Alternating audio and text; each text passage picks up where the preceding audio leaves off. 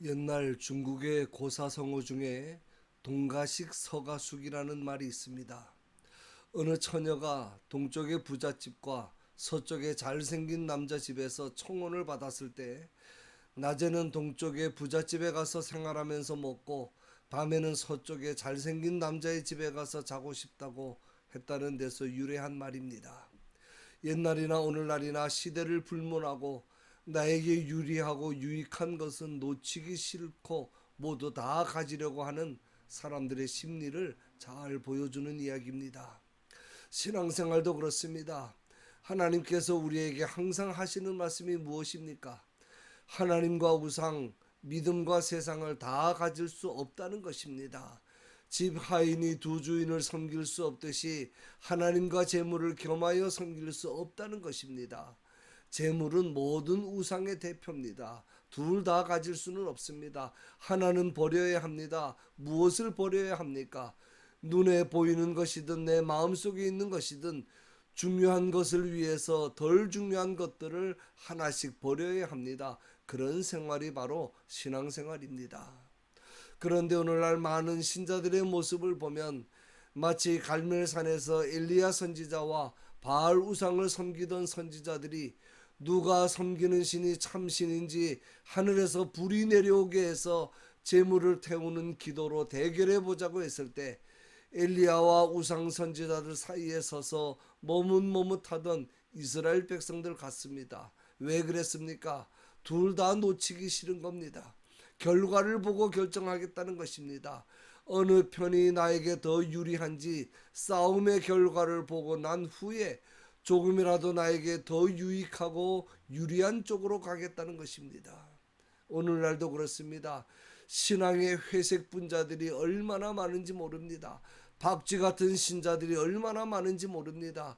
주일은 하나님 쪽에 붙었다가 평일에는 세상과 돈을 사랑하고 섬기는 신자들, 하나님 앞에 나와서는 하나님을 생각하고 예배 마치고 집으로 돌아가는 순간부터 세상 명예와 돈에 사로잡혀 살아가는 신자들, 이렇게 하나님과 세상에 양다리 걸친 신자들이 얼마나 많은지 모릅니다. 신앙생활의 원칙이나 지조도 없이 그저 그때그때 상황과 형편에 따라 편리하고 유리한 대로 선택하며 살아가는 신자들이 얼마나 많은지 모릅니다. 옛날 이스라엘 백성들이 그랬습니다. 본문에서 하나님은 이스라엘 백성들의 두 가지 죄를 지적하십니다. 하나는 두 마음을 품은 죄입니다. 그들이 두 마음을 품었으니 이제 벌을 받을 것이라고 말씀합니다. 두 마음은 원문대로 하면 마음이 갈라졌다 또는 마음이 나누어졌다는 뜻입니다. 하나님과 바알 두 대상에게로 그들의 마음이 나누어졌다는 것입니다. 하나님만 사랑하고 섬기는 것이 그들의 인생의 전부가 아니고 인생의 목표도 아니었습니다. 그들은 하나님과 바알을 함께 섬겼습니다. 하나님도 필요하고 풍요를 약속하는 신인 바알도 필요했습니다. 하나님은 그런 이스라엘을 향해 말씀합니다. 이스라엘은 열매 맺는 무성한 포도나무라. 그 열매가 많을수록 재단을 많게 하며 그 땅이 번영할수록 주상을 아름답게 하도다. 이스라엘을 열매 맺는 무성한 포도나무라고 표현합니다. 얼핏 보면 이 말씀이 칭찬하는 말씀처럼 보이지만 실상은 칭찬이 아닙니다. 이 말씀은 번역에 조금 문제가 있습니다. 히브리어 원문을 보면 이렇게 되어 있습니다. 이스라엘은 텅 빈 포도나무요 자기를 위해 열매를 맺는 나무로다. 자기 열매가 많은즉 그가 제단의 수를 늘렸으며 자기 땅이 좋은즉 그들이 좋은 형상을 만들었도다. 이렇게 번역해야 됩니다. 하나님이 주신 지혜와 건강을 가지고 열심히 노력해서 많은 열매를 거두었지만 하나님께 감사하지 않고 하나님께는 인색하게 굴면서 우상제단과 형상들을 만드는 데는 아낌없이 썼습니다. 그러므로 그들의 그 무성한 열매와 포도나무는 결국 아무에게도 유익을 주지 못하는 텅 빈 포도나무였다는 말씀입니다. 그들은 축복의 출처도 몰랐고 축복의 의미도 몰랐습니다. 자신에게 있는 풍족함이 자신들의 노력의 결과인 줄 알았고 우상이 주는 은혜 덕분인 줄 알았습니다. 그러니 자기 자신과 우상을 섬기는 일을 위해서 다 쓴 것입니다.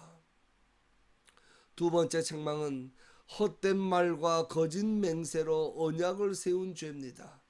그들이 헛된 말을 내며 거짓 맹세로 언약을 세우니 그 재판이 바디랑에 돋는 독초 같으리로다. 그들의 말과 행동에는 진실성이 없었습니다. 하나님께도 그랬고 사람들에게도 그랬습니다.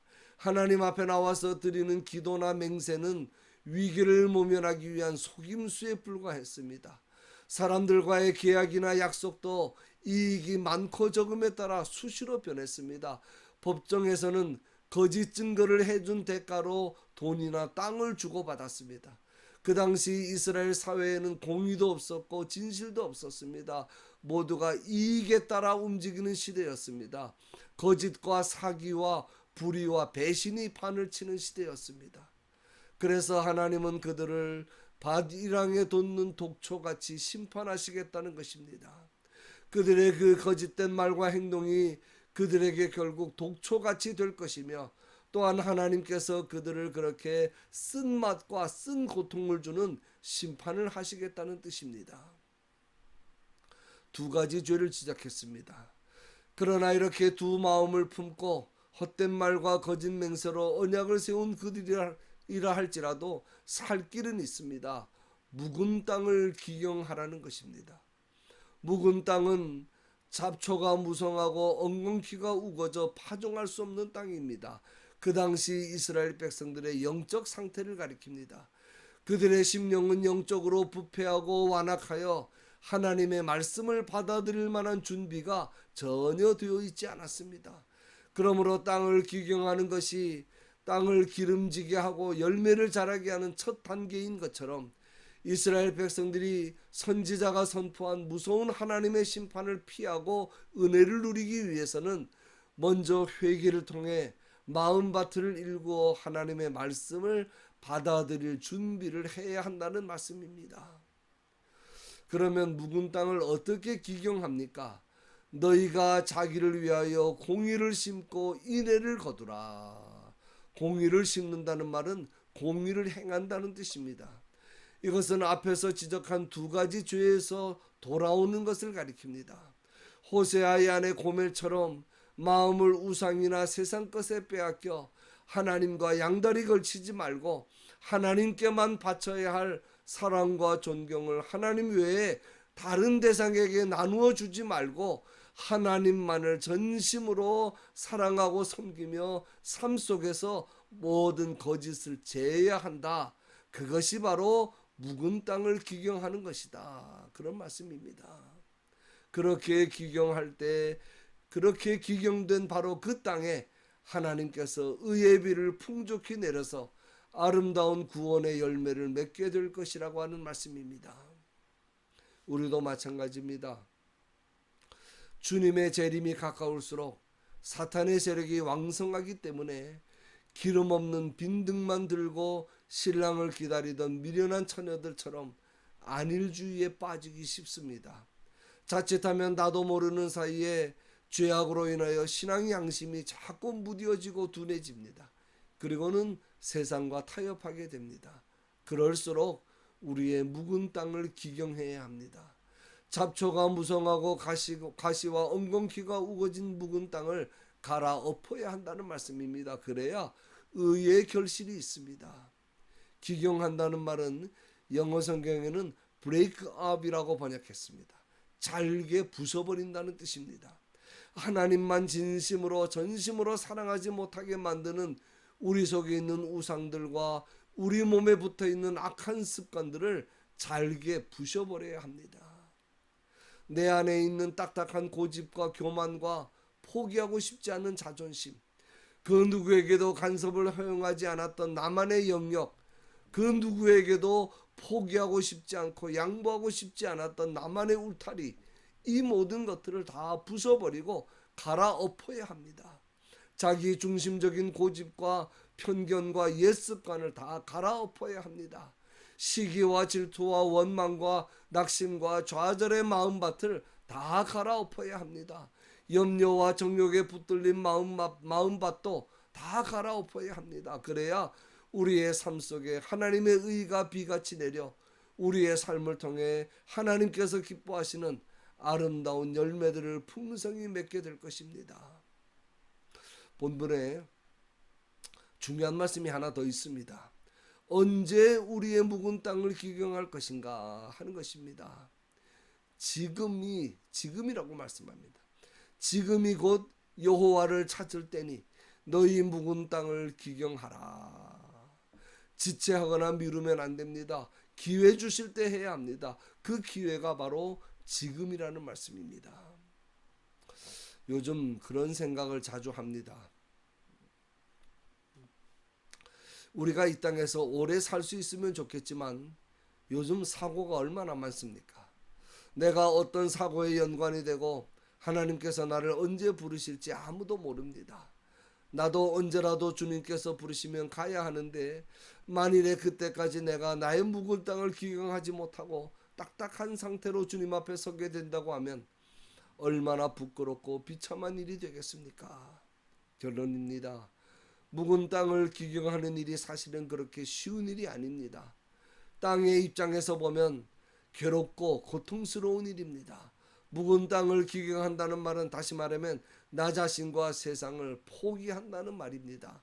많은 희생과 노력이 투자되어야 합니다. 자존심 상하는 일도 많고 눈물을 흘릴 일도 많을 것입니다.